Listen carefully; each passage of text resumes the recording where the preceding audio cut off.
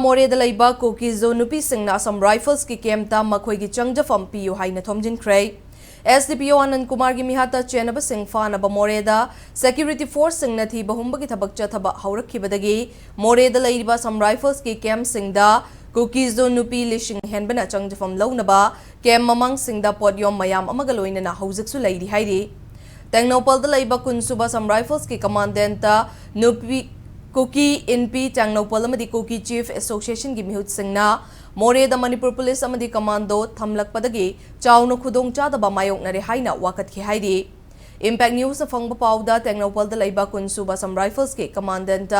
Kuki-In-P Tengnopal amadi Kuki Chief Association gi mihut singna Moreh da khundari ba mayambu Manipur Police amadi Commando singna otpanaiba gi thabak chathare haina wakatki. Aduba Assam Rifles ke commandant aduna combing operation sing adu Manipur Police khaktan tauba natte Assam Rifles amadi atopa CAPF ki yamlaba personal sing yawi combing operation dan nattaba thabak taukiba leite combing operation khudingma camera recording tauraga chathabana yumgi pochai akaya toy thokhankiba leite haina paukum pikhi.